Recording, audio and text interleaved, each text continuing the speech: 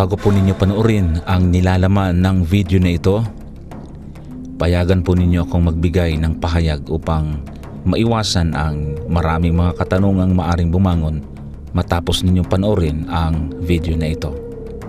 Maaari po kasing ikalito ito nang maaring makakita ng video na ito na atin pong i-upload, sapagkat maaring ipagtaka nila kung bakit ganito ang resulta, kung saan ay iba sa inaasahan ng marami, maging sa panig ng mga Seventh-day Adventist o sa panig ng mga Iglesia ni Cristo. Buwan ng Enero, umalingaw-ngaw ang balita sa halos buong mundo na umabot pa ito sa ibayong dagat. Nagkalat ang balita sa Facebook kung saan magkakaroon ng malaking debate sa pagitan ng Seventh-day Adventist at ng Iglesia ni Cristo. Isasagawa ang nasabing debate sa bayan ng Bansod sa Oriental Mindoro. Matagal-tagal na rin at ilang taon na ang nakakaraan, ang grupo ng kapitulo, bersikulo at back to scriptures na binubuo ng Ang Tinig sa Ilang ay abala sa pangangaral sa media ministry. Bukod sa gawaing ito ay meron din pong mga krusada na isinasagawa ang grupo sa iba't ibang dako ng Pilipinas. Marahil ay marami ang magtatanong, paano nagkaroon ng debate na ganito? Saan ito nagsimula at papaano? Ayon sa ating mga kapatid at ayon na rin sa ating mga pastor at kay Brother Pajarito, ito ay nagpasimula sa pamamagitan ng dalawang magkaibigang kabataang babae, ng isa ay Iglesia ni Cristo at ang isa ay naging Seventh-day Adventist. Sa madaling salita, sa kanila nag-ugat kung bakit nagkaharap ang pastor ng Seventh-day Adventist na nakatalaga sa nasabing lugar at ganoon din ang ministro ng Iglesia ni Cristo na nauwi sa pagkakasundo na magkaroon ng debate sa lugar na yon. At palibhasa sa lugar na yun ay meron tayong kilalang isang miyembro ng Seventh-day Adventist na masigasig sa katauhan ni Brother Jaime Fajarito. Ito ang nairekomenda ng pastor na makipagkasundo sa naturang debate. At dahil na rin sa ilang karanasan ng kapatid na Jaime Fajarito sa debate, ay siya na rin ang napili at nakipagkasundo sa ministro at nagpasyang tumayong mag-isa sa larangan ng malaking debate. Paano naman nakapasok ang grupo ng Ang Tinig sa Ilang sa nasabing eksena? Ang grupong ito ay kilala sa pagtatanggol sa pananampalatayang Seventh-day Adventists. Tinawagan si Brother Richard Thompson, ang pastor sa nasabing lugar, upang sumuporta sa nasabing debate. Tumulak ang ilang miyembro ng Ang Tinig sa Ilang, kapitulo, bersikulo at back to scriptures upang suportahan ang nasabing pag-uusap. Dumating ang grupo sa bayang yaon, nagkaroon ng pagpupulong, brainstorming, kasamang ilang mga district pastor sa Oriental Mindoro. Natapos ang usapan, sample ng presentation at mga tanong na maaring bumangon, nakita namin ang mahinang pundasyon at mahinang katuwiran ng ating layman sa katauhan ni Brother Pajarito. Marami tayong nakitang butas sa kanyang presentation, sa mga salita na kanyang binabanggit na maaring ibalik sa atin. At dahil doon ay nakita din ito ng mga pastor. Bunga na rin marahil ng kanyang edad at matagal ng taon walang karanasan sa pakikipagdebate, kaya hindi na niya nahahasa ang kanyang talento. Subalit malakas ang kanyang loob na lumaban mag-isa, dahil nila rin siguro sa tiwala niya sa kanyang sarili o sa sinasabi niyang nagtitiwala siya sa Diyos. Binigyan namin siya ng mga impormasyon at style ng Iglesia ni Cristo, kung paano ito nagtatanong at kung anong mga referensyang ginagamit nito laban sa atin. Subalit sa kasamaang palad, itelabagang meron na siyang sariling pamamaraan at estilo, kung kaya't hindi niya na ginamit ang ating mga impormasyong ibinibigay bilang suporta. Napansin din ito ng ating mga district pastor. Subalit dahil sa kagustuhan ni Brother Fajarito na mag-isa siyang tatayo, wala kaming nagawa. Bilang may mga mahabang karanasan sa debate, nakita namin ang maaaring maging resulta sa debating magaganap. Kaya iba yung panalangin ang aming ipinahabot sa ating mga kapatiran. Ano pa ang silbi ng aming grupo kung hindi naman ito mabibigyan ng puwang? Ito na ang nakita namin pagkakataon upang ibagsak ang huwad na iglesia na nakatakdang harapin ang bayan ng Diyos sa dakong iyon. Ano ang magagawa ng isang karaniwang miyembro ng Seventh-day Adventist na bukod sa may edad na ay wala ng ensayo laban sa top debater ng Iglesia ni Cristo sa katauhan ni Caramel Parba? Dumating ang gabi at kami magpapahinga, subalit halos lahat kami hindi nakatulog sa magdamag na iyon. Umagong umaga sa mismong araw na ng debate, dahil sa masyadong apektado ang grupo, ay hinimok namin ang nakatalagang church pastor sa iglesyang iyan upang himukin at kumbinsihin si Brother Jaime Fajarito na huwag siyang tumayong mag-isa. At ang aming suggestion ay isama niya si Brother Ronald Ubidos upang tindigan ang pangalawang paksa. Ayon kasi sa kanilang kasunduan, pinirmahan ay pwede ang dalawang tagapagsalita sa bawat panig. At hindi yung nakapirma lang mismo ang ibig sabihin ay siya na mismo ang magsasalita o haharap. Nabuhayan kami ng loob na makatayo si Brother Ronald Ubidos na siyang may kakayanang magtanggol sa ating pananampalataya. Nakumbinsi na rin si Brother Jaime sa kabila na bantulot pa siyang ibigay ang pagkakataon kay Brother Ronald. Inaasahan ng bawat isa na papayag ang Iglesia ni Cristo sa naturang plano. Ganun pa man ay meron tayong pangamba na hindi sila pumayag pagkatapos na makita nila kung sino ang backup ni Brother Jaime Fajarito. Hindi nga tayo nagkamali. Dumating ang panahon, si Brother Richard na naatasan upang kumausap sa mga Iglesia ni Cristo, lalo na kay Brother Ramil Parba na itinuturing niyang kaibigan, ang kumatawan upang ipahayag ang aming plano.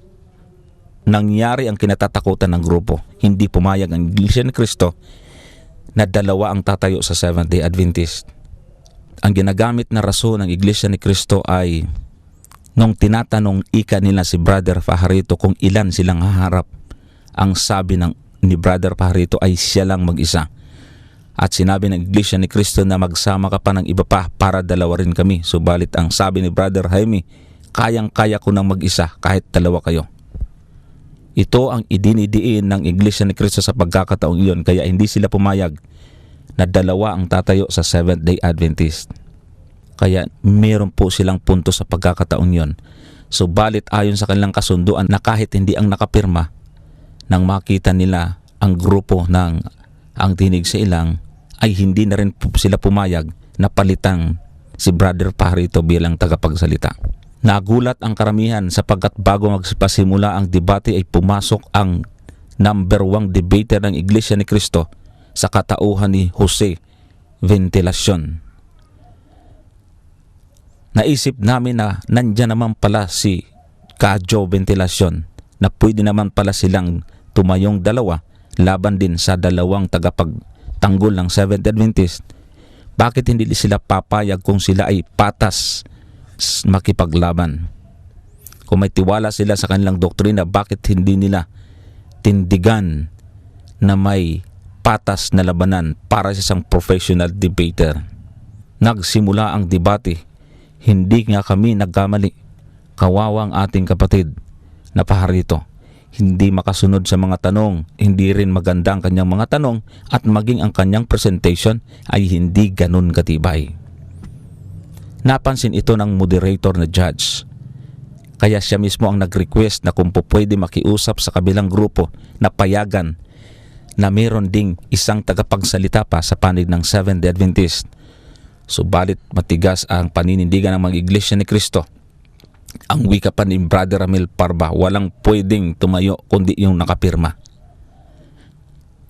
Subalit nagsimulang gumawa ang Panginoon marahil sa tugon na rin sa maraming mga kapatid na nanalangin mula sa Seventh-day Adventist sa kabila ng malaking kahihiyan na nagaganap sa kanyang bayan, ay naggumawa ang Panginoon sa mga oras na yon. Marahil bunga ng malakas na sigawan, palakpakan at hiyawan na alam ni Kadyo Ventilasyon na nakapatungkol sa kanya at kay Brother Ramil Parba. Ito ang nakikita nating nag-udyok sa kanya upang pumasok sa eksena. Nakiusap siya sa moderator na magkaroon ng conclusion at siya ang tatayo sa oras na iyon. Napagkasunduan na magkakaroon ng conclusion 5 minutes sa bawat isa. At si Brother Jose Ventilasyon ang tatayo sa mga Iglesia ni Cristo. Dahil sa pakiusap niyang ito, nagkaroon tayo ng pagkakataon na maipasok naman natin si Brother Ronald Ubidos upang tumayo sa ating panig. Sa pagkakataong iyon ay nagkaroon ng munting pag-asa ang aming grupo. At napakabuti ng Panginoon sapagkat ang 5 minuto ay naging 15 minuto.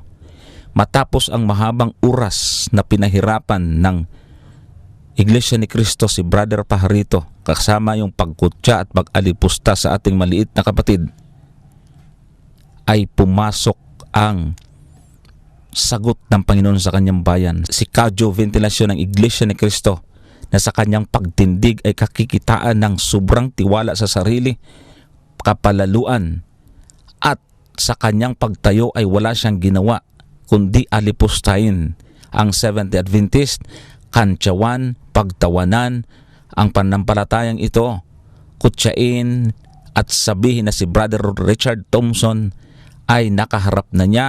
At ang resulta ng debate ay nasa YouTube na para bang sinasabi niyang natalo niya na ito. At pagkatapos noon ay naghamon ng debate sa pagitan uli ng grupo. Nakalimutan niyang isummarize ang paksa dahil marahil sa masigabong at umuugong na palakpakan sa kanyang panig ay natangay ang kanyang emosyon. Nakalimutan niya magkumintos na isummary ang nasabing paksa bilang konklusyon. Umupo siyang hindi niya natapos ang kanyang tayo. Iwinave niya ang natitirang oras. Bunga marahil ng sobrang tiwala niya na wala nang magagawa ang Seventh-day Adventist upang bumawi at itayo ang kanyang panig. Tuluyang umupo si Brother Ventilasyon at iniwan ang natitira niyang oras. Umupo siyang may kagalakan. Ang hindi niya alam, armado si Brother Ronald Ubidos sa loob ng 15 minuto.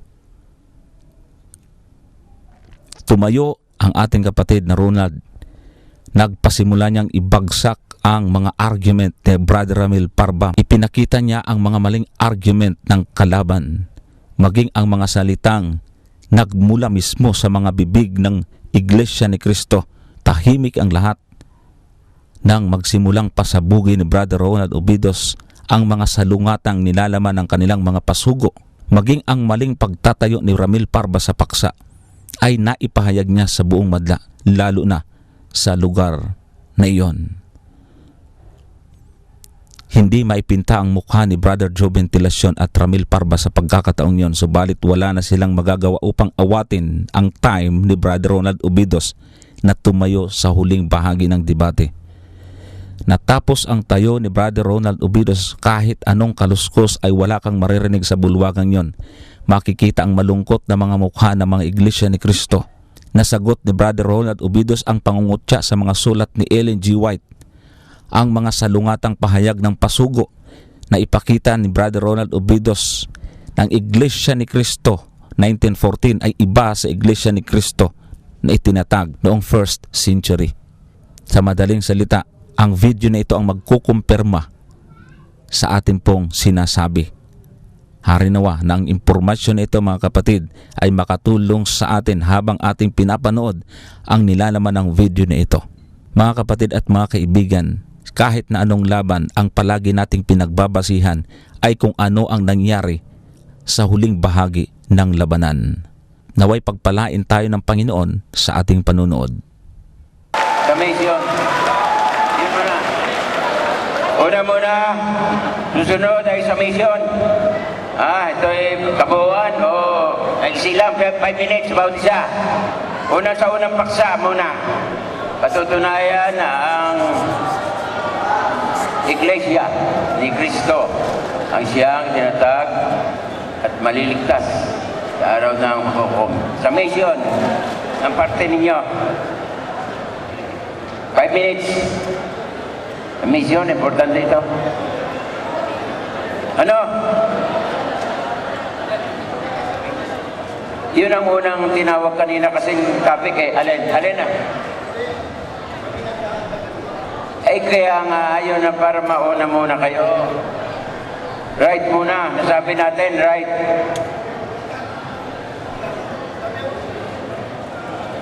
Hindi ka rin eh. Para maayos. Magtutuskoin tayo. Tuskoin, Mayor. Or kay Mayor. Sige.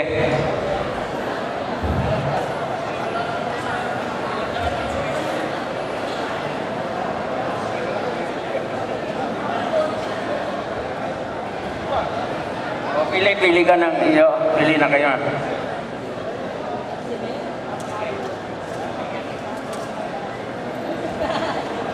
Yan. Yo, landaya yan ha. Oo. Oo na.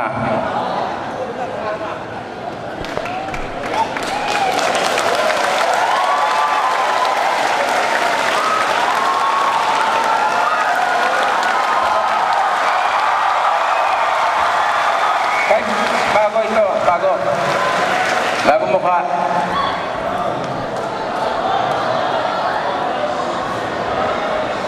Five minutes starts now.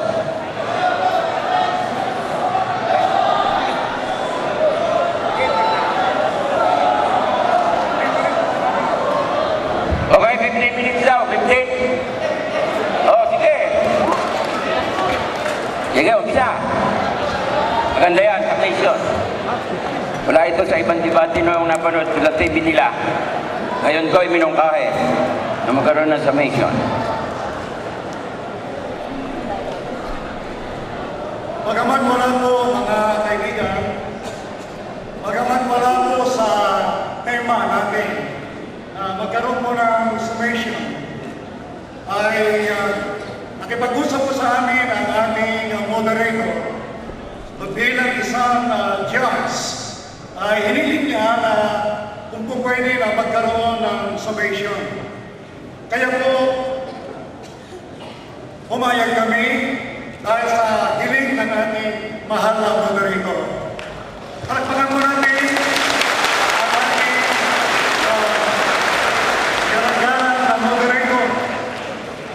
Ang kanina po ay habang nakatayo si Ginoong Pajarito, ay nakatayo rin yung kanyang assistant. Kung napapansin niyo, siguro ay kilala ninyo si Mr. Thompson. Itong si Mr. Thompson na gustong tumayo, kaya walang tigil sa katatayo. Ito po ay nakipagdebate sa amin noong 2006. Ang topic na pinag-usapan ay kung si Kristo ba ay Diyos. Hindi na namin pinatulan siya, si Mr. Pajarito, dahil sa kung gusto ninyong maniwalanan, mga kaibigan, yung debate namin, mapapanood nyo sa YouTube. Hinihimo ko kayo na panoorin. Year 2006. Tama po. Kanina, gusto nilang palitan yung rule of the debate. Gusto nila na magsalita rin. At hinahamon kami, ako, na tumayo sa panig ng iglesia. Ang sabi ko, kahit sino sa kanila, hindi ko uurungan.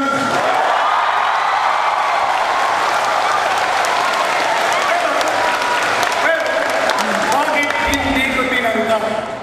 Kasi wala ako nang mag-usap sina kapatid na Ramil at saka si Mr. Pajarito. Hindi pwedeng makikisawsaw kami sa hindi naman ako kasali doon sa kanilang pag-uusap. Ang kanilang pag-uusap, silang dalawa ang magdidebate. Ngayon gusto makabawi nitong mga tao na ito. Kaya kung alam naman yun ang nangyari kay Mr. Pajarito sa unang paksa, pero palakpakan pa rin natin siya. Kahit na siya lang yung kaibigan, kaya gusto nilang palitan si Mr. Pajarito, you can read between the lines. Alam mo namin yun, kung bakit gusto nilang palitan si Mr. Pajarito. Pero, hindi kami pumayag. Una, ipinasya ng aming tagapamahalang ng kunahatan ang kapatid na Eduardo P. Manalo na si kapatid na Ramin ang tatayo sa debatang ito. Ikinagalang namin yung kasabihan na hindi kami tatayo dito, kundi si kapatid na Ramin na talagang napakagbago.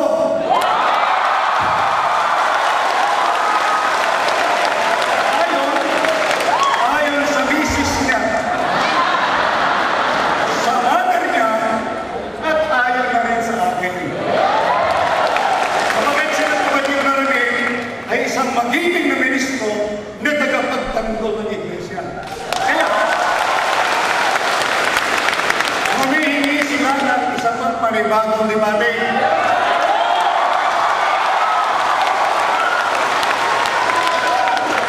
No problem. Meron kami magandang lalaki rin tagapagasiwa. Kapatid na namin, pagkalay niya, siya muna ang makikipag-ayos sa mga kaibigan natin sa barista ukol sa pre-debate conference.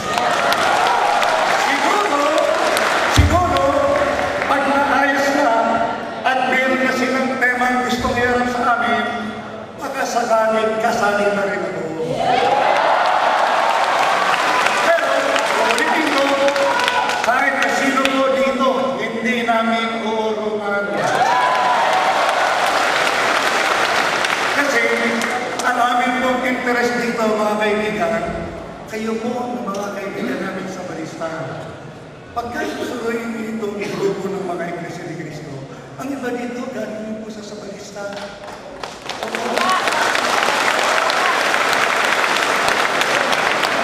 Pero bakit sila lumipat sa amin? Kasi po, yung araw namin ay talagang yan ang sinasabi sa Biblia. Ang Iglesia ni Cristo, nang binasa ni kapatid Marami, Iglesia ni Cristo, ang ililigtas ni Cristo, nasa sa Biblia yun. Yung ginagamit nila kanina, nasabi nila, Iglesia Adventista, ang ililigtas ni Cristo, ano sinasabi ni Mr. Pajarito? Patutunayan mo. Kaso, natapos na yung debate, wala naman siyang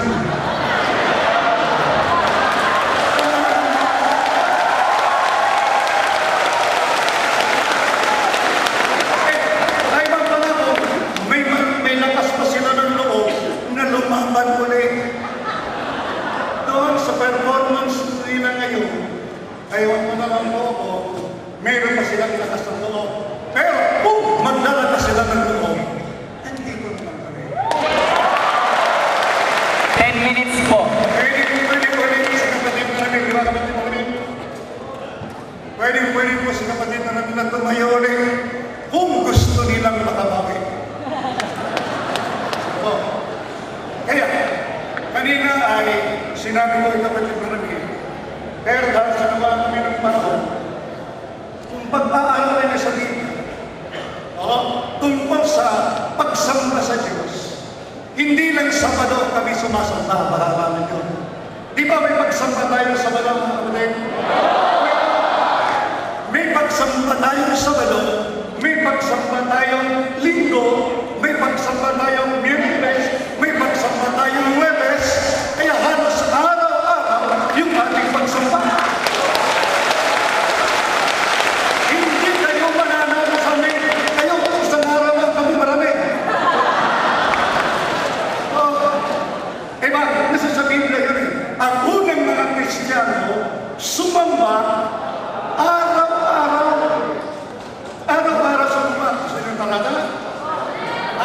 Gawa, 2:46. Kaya, nasa sa Biblia, sumamba sila ng araw-araw. Sa Iglesia ni Cristo, meron din kaming pagsambang araw-araw. At dyan po namin kayo inaanyayahan. Gusto ko ninyo, kaibigan, ang pagsamba ninyo ay araw ng Sabado. Punta kayo sa akin. May pagsamba po kaming Sabado. Pero hindi na pagsambang-Sabado. May linggo. Bakit? Yan ang nakasulat sa Biblia at ang Iglesia ni Cristo sumusunod sa sinasabi sa Biblia. Yun tungkol sa bakit ba kami tinatanggap na ating Panginoon Cristo ay Diyos. Tapos ko yung debate na yan eh. Puntahan na lang niyo yung YouTube. At hindi niyo kung paano lang nagsangga lang itong si Mr. Thompson. Pakinggan ninyo kung paano siya nagsangga lang. Nasa YouTube po yan. Gusto niyo pong malaman yung mga nagturo ng ibang aral tungkol kay Kristo. Hindi lang namin sila kasama namin. May mga debate kami, kapatid na rin, nasa YouTube na po. Ngayon gusto niyo magsuri, mag-aral na po sa iglesia. Nandito po ang mga ministro sa iglesia, sa Mindoro Oriental, sa Mindoro Occidental. Nandito silang lahat. At nakahanda po silang maglingkod sa inyo. Salamat sa Diyos at binigyan tayo ng ganitong pagkakataon. Sana po, huwag lamang humantong sa ganitong sandali kayo magpapatuloy ng pag-iingin sa Iglesia ni Cristo. Sana, kawa tayo ng Diyos. Magsama-sama tayo dito po sa Iglesia ni Cristo. Salamat sa Diyos.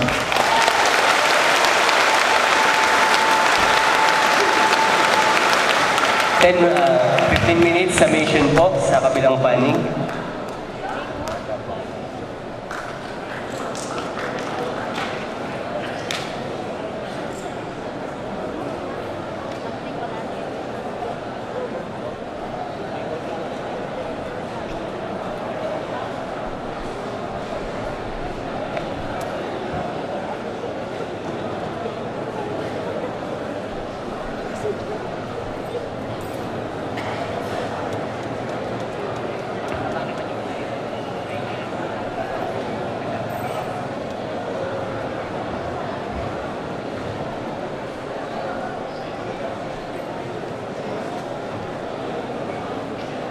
Timer starts now po. Okay na po. Magandang gabi po sa inyong lahat, mga kapatid, sa Iglesia ni Cristo at sa Seventh-day Adventist. Mas magkasaya po natin, At lalo na, ako'y nagpapasalamat kay Judge dahil binigyan po niya tayo ng pagkakataon, kahit wala sa paksa, na magbigay ng panghuling pangungusap. At nagpapasalamat naman ako kay Kadyo Ventilasyon dahil kanina 5 minutes lang ang usapan, naging 15 minutes. Kaya thank you very much. Okay. Now, okay. So, tayo po ngayon ay magpapatuloy, Naririnig natin kanina yung tila hamon sa atin ng mga Seventh-day Adventist na muling magdebate. Sinasabi nila para daw tayo ay muling makabawi. Kung ganun pala, kung tayo ay para makabawi, ibig sabihin talo tayo, bakit pa tayo hinahamon?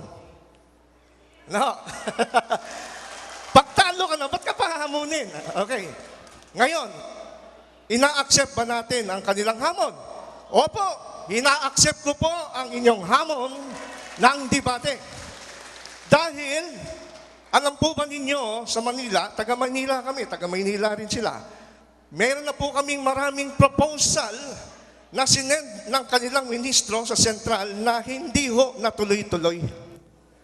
Hindi ko po alam kung ba't hindi natuloy-tuloy. Ilang beses po. Kaya po, sa pagkakataong ito, dito pa ho kami nagkaroon ng pagkakataon sa malayong lugar, sa Mindoro, na nagkausap at nagkahamulan ng debate. Kaya naman sabi ko, praise the Lord, ang tatanong ko ngayon, kailan tayo magkakaroon ng pre-debate conference? At ilang paksa ang ating pag-uusapan?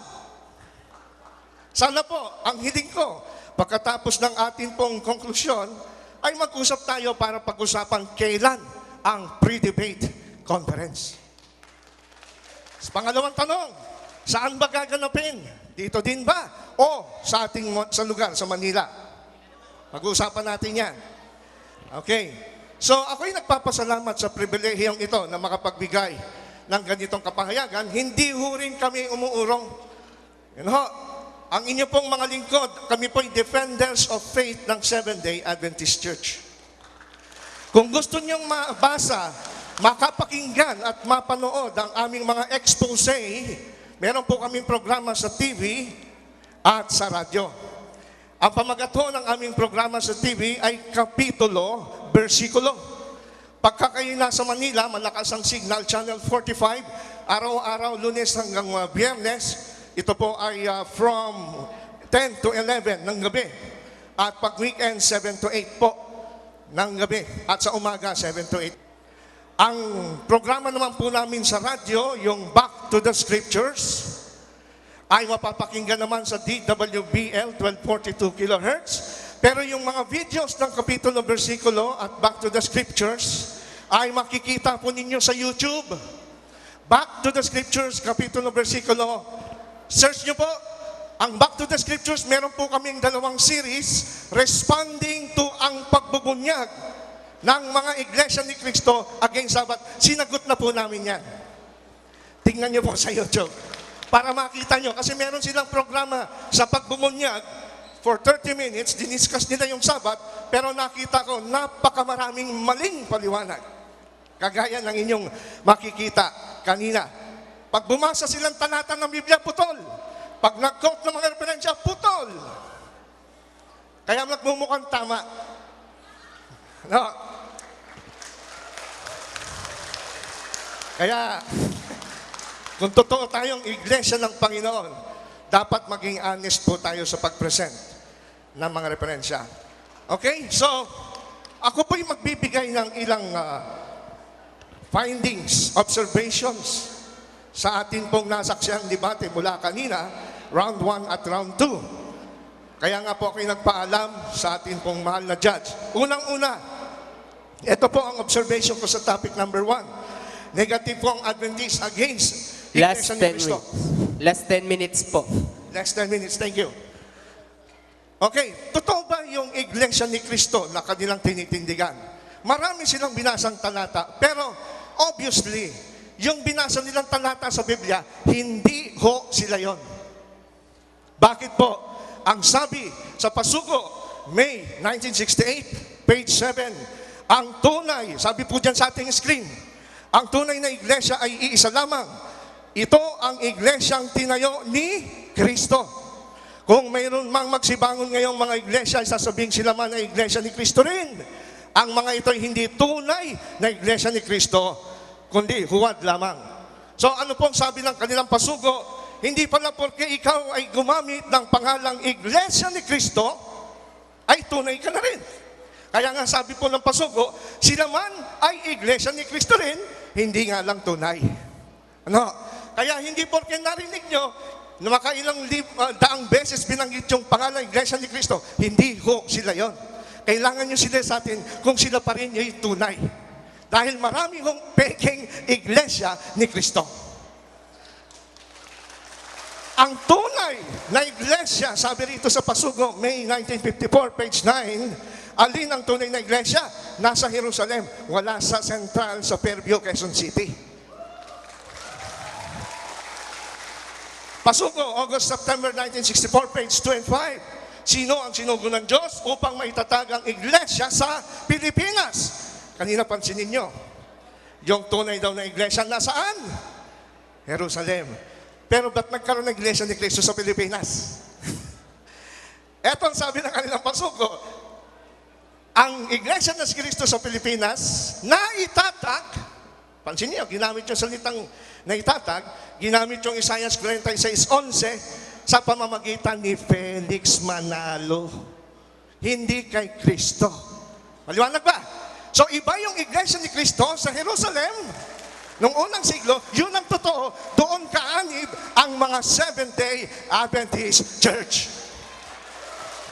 Hindi. Kaya nga po, Pasugo, May 1967, page 14, ang kanyang huling sugo upang itatag ang kanyang huling organisasyon. Ano po sabi? Itatag ang huling organisasyon. Nino? At pinamamahalaan ni Felix Manalo. So iba ho yung Iglesia ni Cristo ni Felix Manalo, iba yung Iglesia ni Cristo nasa Biblia. Gusto kong liwanagin nyo, hindi porke magkapangalan, magkatunog, sila na yon.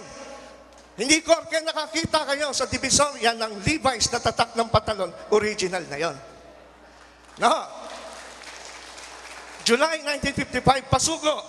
Iyon ang Iglesia ni Cristo na dapat pasukan ng lahat ng tao at ang tanging sugoy, si kapatid na Felix Manalo.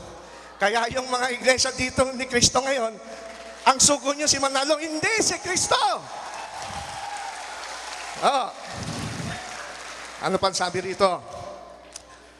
Pasugo, 1971, page 10. Do we claim membership in the first century of Christ? Tayo ba'y nag-aangkin na tayo'y membro? Yung mga iglesia ni Cristo ay membro ng unang siglong iglesia ni Cristo? No! Neither do we ask you to do that. Kaya mga kaibigan, iglesia ni Cristo, dito, hindi ho pala kayo kaanib doon sa unang siglong iglesia ni Cristong original sa Jerusalem. Kaanib kayo sa iglesia ni Cristo ni Felix Manalo dito sa Pilipinas noong 1914. Anong sabi ng pasugo? July 1952, page 4. Kung ang pagbabatingan ng pag-uusap ay ang nagtatag. Sino nagtatag? Felix Manalo. Dapat na siya ang may-ari ng itinatag. Kaya po yung Iglesia ni Cristo na pinag-aanyaya sa inyo nila, wag ho kayong umanib doon. Ang may-ari niyan, si Felix Manalo. Hindi si Cristo. Kaya sabi sa pasugo, August-September 1964, page 5, Yes. kailan naipatala sa pamahalaan o narehistro sa Iglesia Last 5 ni Cristo minutes po. sa Pilipinas. Kailan daw? July 27, 1914 yan, di 2014. Tunay nga ba na sinabi na sa rehistro na si kapatid na Felix Manalo ang nagtatag ng Iglesia ni Cristo? Tunay. So, mga kapatid, buksan natin ng konti ang ating puso at isipan. Hindi ho tunay na Iglesia ni Cristo ang inaniban nyo. Okay? Kaya nga sa Securities and Exchange Commission nila, the founders of this association, number 1, Felix Manalo. Hindi si Cristo. Pinanatan nila si Ellen White.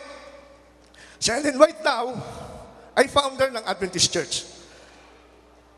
Tama, founder si Ellen White, hindi nung church ni Cristo, kundi yung local churches na kagaya ni Pablo sa unang Korinto 3:10 hanggang 11. Si Pablo, sabi niya, inilagay ko ang pundasyon o yung aral si Cristo tulad ng mahusay na tagapagtayo. Si Pablo pala yung nagtayo. Anong tinayo niya? Tinatayo ko yung gusali. Local church. Pero hindi niya nagtayo ng aral. Sapagkat sabi rito, wala nang ibang pundasyon kundi si Kristo. Kaya kung sabihin mo man na hindi ikaw ang nagtayo ng iglesia mo, pero yung pundasyon mo, yung aral mo, yung Kristong bulaan, Kristong tao lang, peking iglesia yan. Yung Ellen White contradiction. Sabi ni Ellen White, inabot ni Satanas. Binasa sa Bible, pumitas. Ang problema, yung Bible Tagalog, mistranslation. Napansin niyo ba, puro Tagalog na quotation ang ginamit nila kay Ellen White? Kasi may daya doon. Bakit di mo basahin ng English? Pilipino ba si Mrs. White? Ang sabi sa Genesis 3:6, she took, hindi pluck. She took. Ba't di niyo binasa sa English? May daya. Sabi nga sa Hebrew, lakak. Yung word na lakak, took, it has a widest variety of meaning. Si Enoch at si Noah, Kristiyano, pinutol lang naman ng pagbasa. Kasi pagbabasahin yung itaas, ito, basahin natin sa screen. That God who walked with Enoch was our Lord and Savior, Jesus Christ. So bakit daw Christian si Noah at Enoch? Kasi yung Diyos na kanilang kinilan at sinamba, si Jesu Cristo. Bakit sa kanila nagtataka sila na Kristiyano si Noah? Kasi wala pa sa kanilang Kristo noon. Plano pa lang. Yung mga visions ni Ellen White na nakakatawa, kaysa si Satanas ay malapad ang no. Hindi lahat ng malapad noo kay Satanas. Marami malapad noo rito. Ito ang problema. Ikalawang Kronika 9:29. Marami pong sinulat ang mga propeta noon sa panahon ng Old Testament, hindi na isulat sa Bible. Kagaya po ni panguhulan ni Ahiyas, pangitain ni Ido, kung nabuhay lang siguro. Itong ating mga kaibigan ministro sa panahon na ito, sasabihin nila, yung pangitain ni Ido, pagtatawanan nila yan kasi hindi nakasulat sa Biblia. Pero ang sabi sa Biblia, ito'y tunay na pangitain kahit hindi nakasulat sa Biblia. Last Nagpapatunay. 2 minutes. Yan pa ngayon nagpapatunay na propetisa si Ellen White. Eh yung Far East, Pilipinas, Malang Silangat, lumang tugtugin na yan. Hindi ho kayo nag-upgrade. Kita niyo yung binabasa nilang libro para patunayan ng Pilipinas ay Far East. Lumang libro na eh. Alam niyo ba, ayon sa Merit Student Encyclopedia, Volume 6, page 582, historically, the term Far East was once used. Pag sinabing once used, dating ginagamit to designate the part of the world that most distant from the maritime nations of Western Europe. Sino po ang nagsasabi ng Pilipinas ay malayong silangan?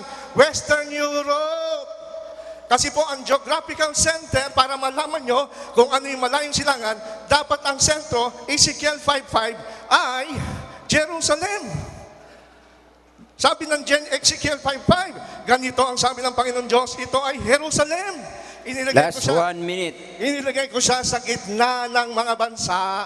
Kaya pagka ang geographical location nyo ay Jerusalem, kagaya ni Isaiah, Hudyo siya, pag tingnan nyo yung malayong silangan, walang Pilipinas. Sino nagsabi na ang Far East ay Pilipinas? Ang nagsabi hindi Biblia.